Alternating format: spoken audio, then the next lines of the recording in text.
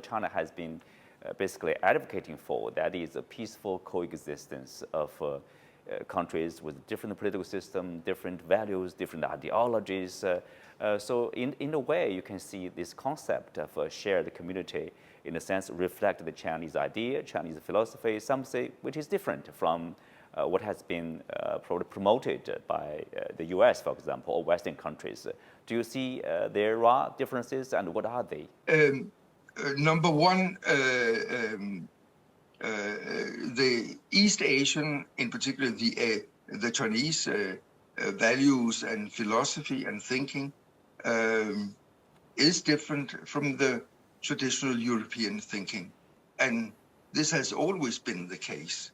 I think we should not look at it as a difference or a confrontation.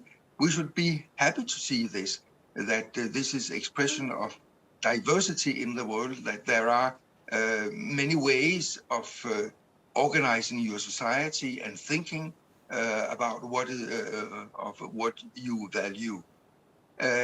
This value-based discussion has increased very much, in particular over the last few years in the West, in Europe and United States.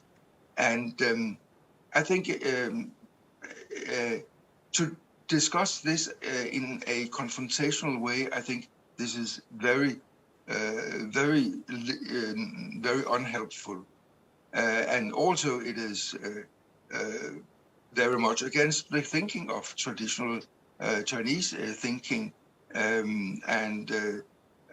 As we can go back to the old Chinese thinker and philosopher Confucius, and he said very appropriately, I think, that meaning that peace is the sum of differences. And there are two sides to this, that there are differences, and in order to create harmony and a peaceful environment, then you have to have these differences working together. These differences are also differences which make the world a better place to live, because we have different views, but we should cooperate. Still, we should cooperate in a peaceful way. So the basic thinking of this goes a long way back in China's history.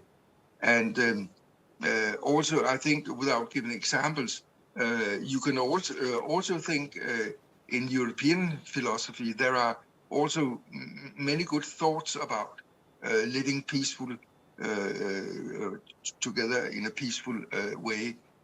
But these old European concepts are not used so much today in this confrontational international climate, and of course that's a sad thing. But then when it comes to other areas, ideological area, for example, in a sense, some would accuse Washington of launching a new Cold War against China, for maintaining its superiority in this global community. So can we, we do see challenges. Can we manage, if not overcome, those challenges in order to build a community for shared future for mankind? China should certainly not give up building a community of shared interest, but it takes time, and China has to be patient. The Chinese people, officials, and government have to be patient, because it takes time. And the slogan, as such, a shared community, it's primarily seen as in the West as a saying or a propaganda from the Chinese side. So I think it's very important to look at specific examples and collect examples of how useful specific projects are financed by the Belt and Road Initiative. Because I think examples and history will normally convince people that a certain policy and certain attitude is valuable. You know, what do you think is the role of cultural exchanges and cooperation in building a community with a shared future for mankind? Again, learning by example, and maybe you're hinting at that some people in the West, they are saying that China wants to export its model of society, its way of building up a society, export this model to other countries. And in a funny way, is that true or is that not true? Mm-hmm. In a funny way, it is actually both true and not true. It's true in the sense that the essence of the Chinese model, as I understand it, is that each country should, according to its own conditions, decide which model and which way to develop.